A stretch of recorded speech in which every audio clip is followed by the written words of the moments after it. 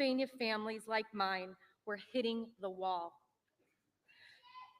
I've always believed crises reveal the true nature of a leader. But when faced with one, Donald Trump drove our nation into the ground. His recklessness endangered the American people, cost us millions of jobs, and led to the deaths of over 1 million Americans, including my mother, Grace. Here's the plain truth. Donald Trump doesn't care about families like mine. He cares about himself. In Pennsylvania, it's time to turn the page once and for all.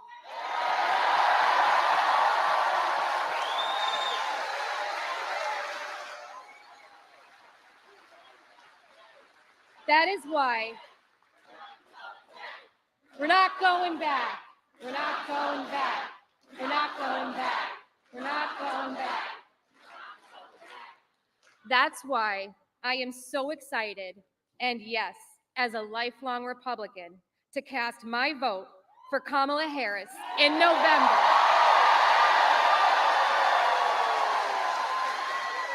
She is in this thing to help families like mine get ahead. She believes in the promise of our country, and I know she's going to be a president for every single one of us.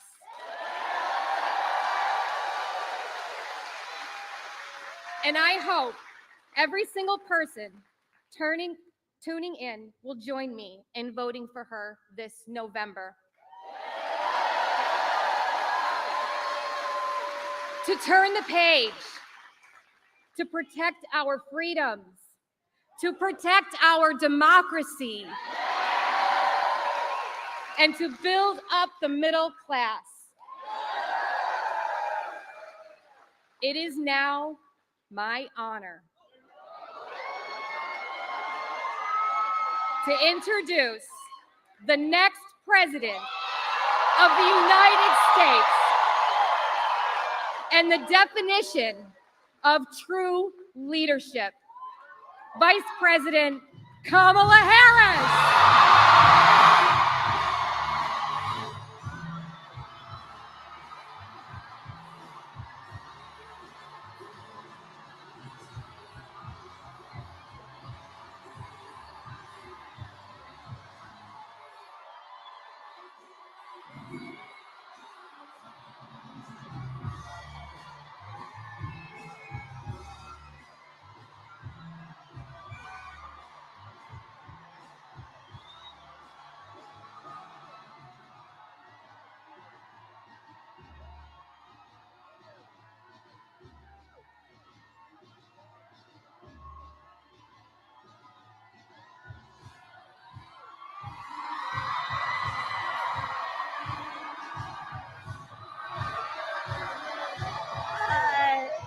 Good evening, Pennsylvania.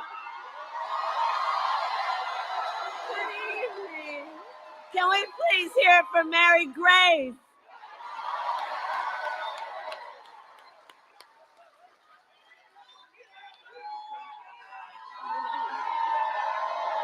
It's good to be back in Pennsylvania. Hi, everyone.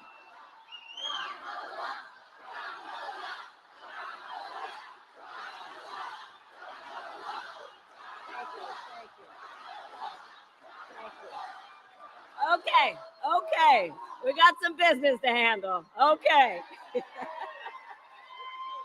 So let me start by saying to everyone here, thank you for all you are doing and for taking the time to be here this evening. You know, one of the things that I love about everyone who is here and what we are doing, you know, in the midst of this moment where there are people trying to divide us as a nation, trying to make people feel small and feel alone, these are moments that remind all of us that we are all in this together as one loving community.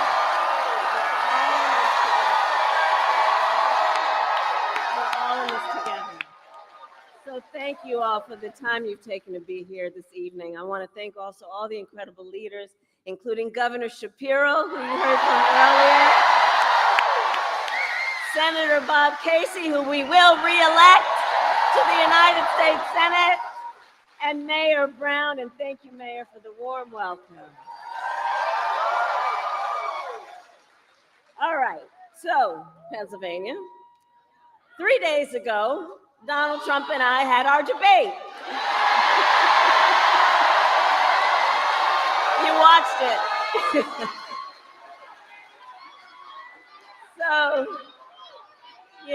So here's the thing. So I take it many people here watched it. So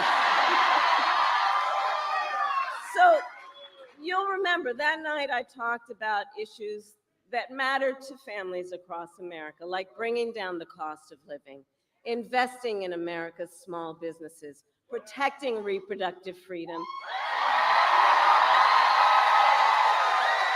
and keeping our nation safe and secure. But that is not what we heard from Donald Trump. Instead, it was the same old show, the same tired playbook we've heard for years, with no plan on how he would address the needs of the American people. Well, folks, it's time to turn the page. Turn the page.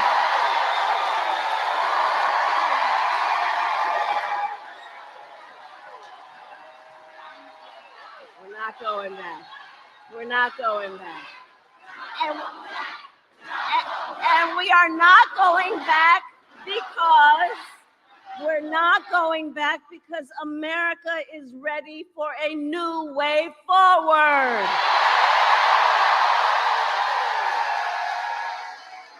We are ready for a new generation of leadership that is optimistic about what we can do together, which is why, and Mary Grace, thank you, which is why Democrats, Republicans, and independents are supporting our campaign. We need a president of the United States who works for all the American people.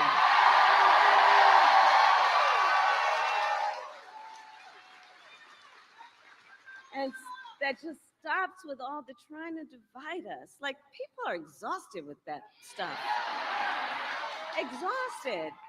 And you know, my entire career, I have fought for the people. As a young courtroom prosecutor in Oakland, I stood up for women and children against predators who abuse them. As Attorney General of California, I took on the big banks and delivered $20 billion for middle-class families who faced foreclosure.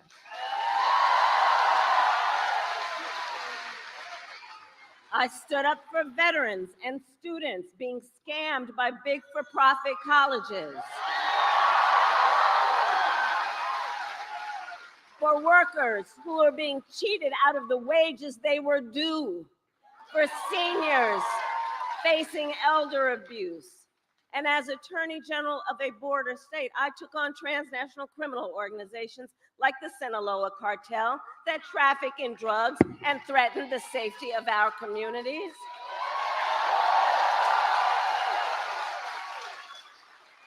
I know these cartels firsthand, and as president, I will make sure we prosecute them to the fullest extent of the law for pushing poison like fentanyl on our children.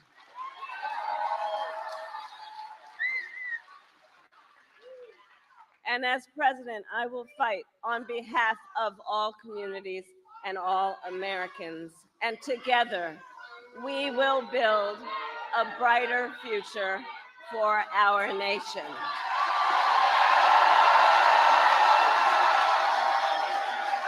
Together.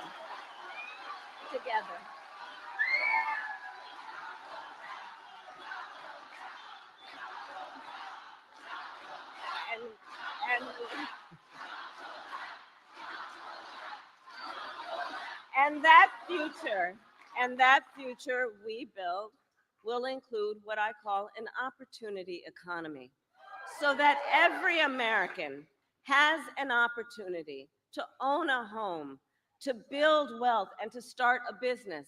You know, I love our small businesses. So growing up, do we have small business leaders here? Raise your hand. Yeah, right?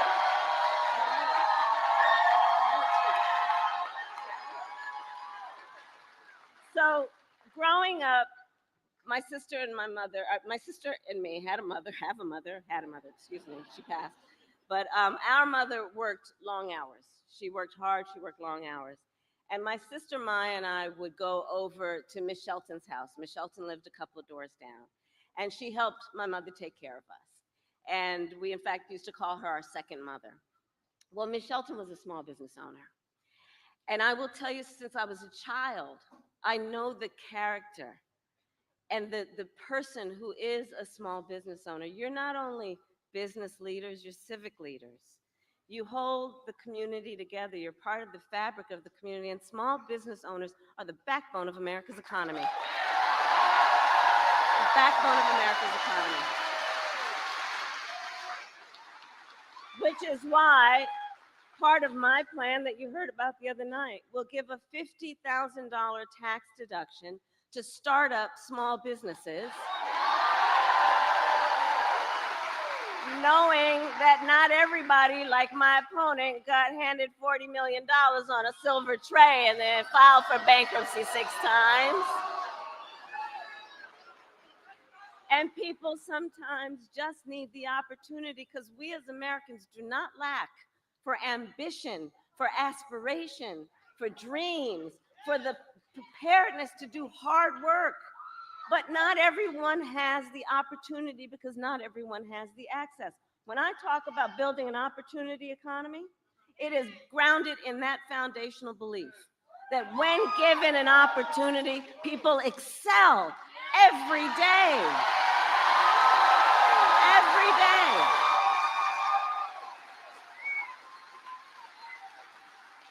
Part of my focus is on the fact that we need to build more housing in America. And so we are going to cut red tape and work with the private sector to build 3 million new homes by the end of my first term.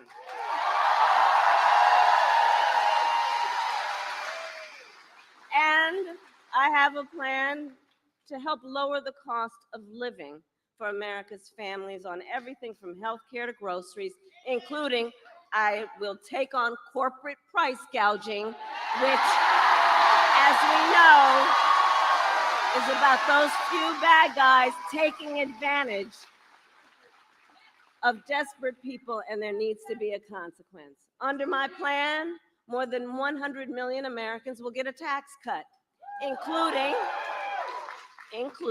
expanding the child tax credit to $6,000 during the first year of a child's life, understanding that new parents need support in that most critical phase of their child's development to help them buy a car seat, a crib, baby clothes. I will also make sure good paying jobs are available to all Americans, not just those with college degrees.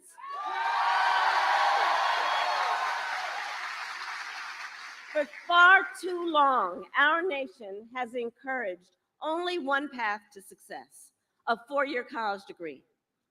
Our nation needs to recognize the value of other paths, additional paths, such as apprenticeships and technical programs. So as president, I will get rid of the unnecessary degree requirements for federal jobs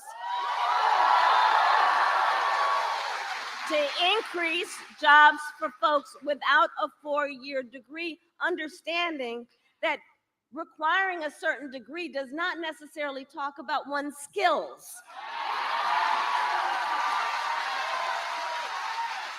And I will challenge the private sector to do the same.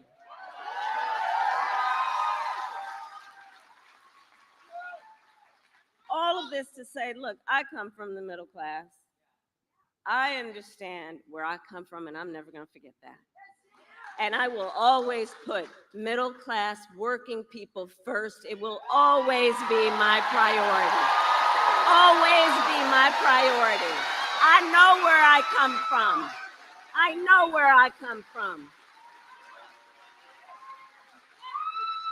But now Donald Trump has a different plan. Just Google, just look up the Google.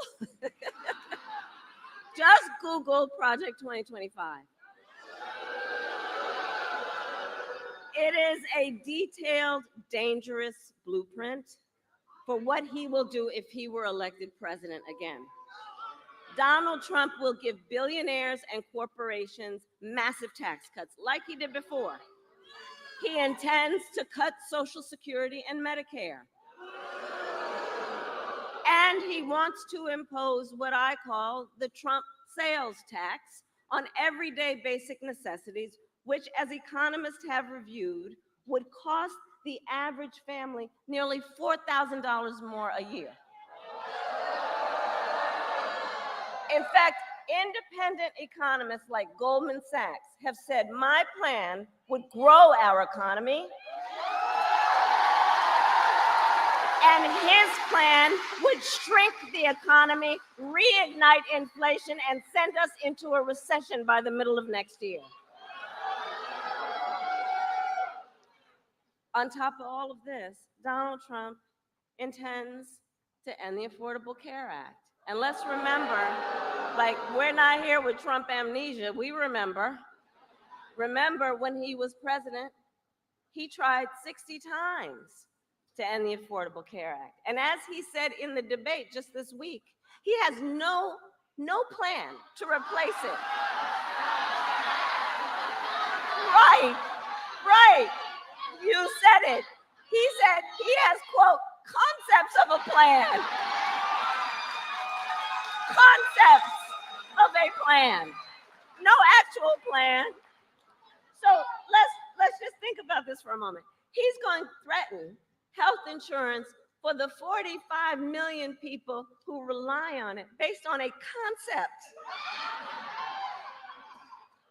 And take us back when insurance companies had, but because we remember where that was. We remember what that was when insurance companies had the power to deny people with pre-existing conditions. Remember what that was like? Remember. Well, we are not going back. We are not going back. No. We are not going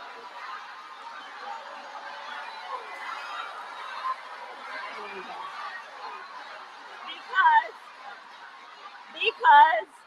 Because ours is a fight for the future.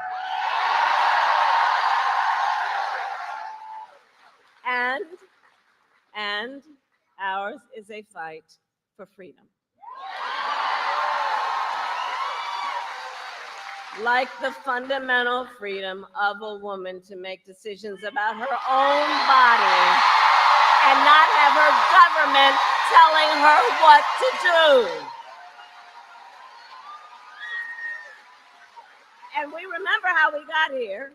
Donald Trump handpicked 3 members of the United States Supreme Court with the intent that they would overturn Roe v. Wade. And they did exactly as he intended.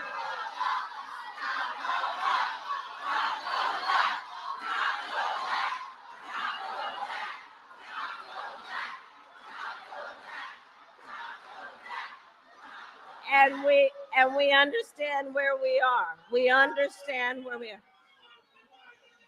Hey, listen. Now is the time to get a hostage deal and ceasefire. We have been working around the clock to get that done. And I respect your voice, but right now I am speaking.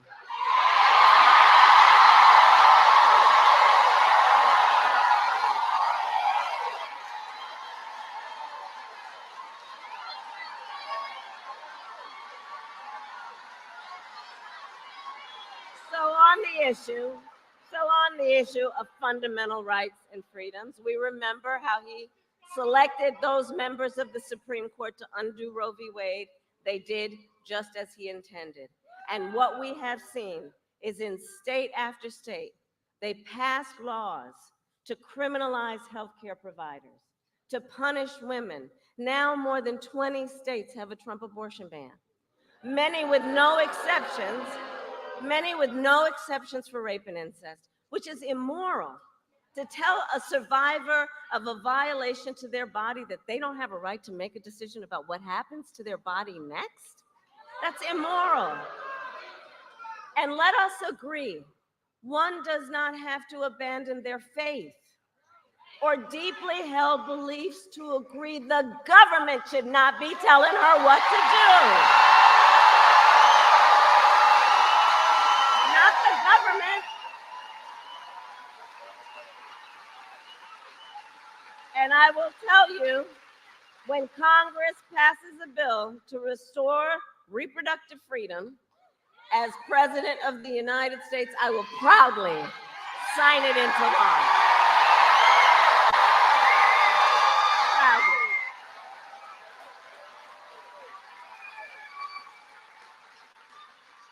And I'm traveling our country, and I'll tell you, across our nation, we are witnessing a full-on assault on other hard-fought, hard-won fundamental freedoms and rights, like the freedom to vote, the freedom to be safe from gun violence, the freedom to join a union, and the freedom to love who you love openly and with pride.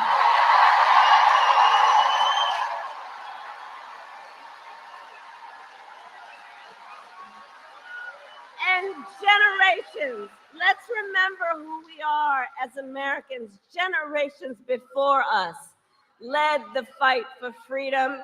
And to the friends here, I say, the baton is now in our hands.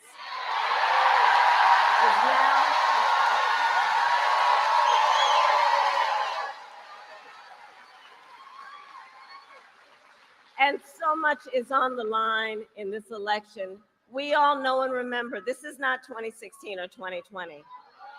The stakes are even higher than they were then. Because 2 months ago, the United States Supreme Court essentially told the former president that he will effectively be immune no matter what he does if he gets back into the White House. Just imagine Donald Trump with no guardrails. Imagine what that might mean. Right. He who has vowed if reelected, he would be a dictator on day one. He who called for the, quote, termination of the Constitution of the United States. And let us be clear, someone who suggests we should terminate the Constitution of the United States of America should never again stand behind the seal of the President of the United States. Never again.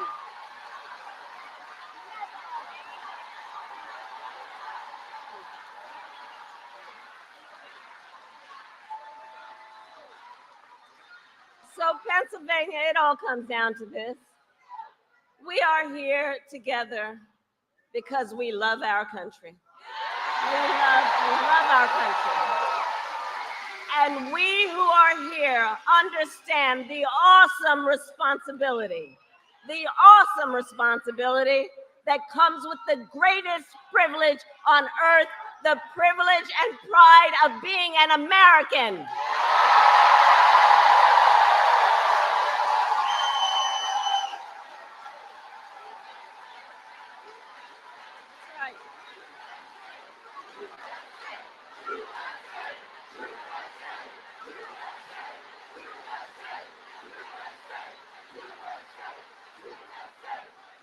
And I do believe it is the highest form of patriotism to fight for the ideals of our country and to fight to realize the promise of America.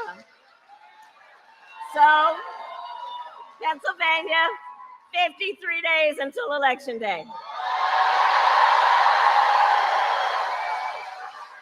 And we know ours will be a tight race until the very end. We are the underdog. We are the underdog. Let's remember that and know that. When we know how they play, we know how they play. We are the underdog, and we have some very hard work ahead of us. But here's the thing. We like hard work. Hard work is good work. And with your help, we will win. We will win. So, Pennsylvania, today I ask you, are you ready to make your voices heard? Do we believe in freedom? Do we believe in opportunity? Do we believe in the promise of America? And are we ready to fight for it? And when we fight, God bless you and God bless the United States of America.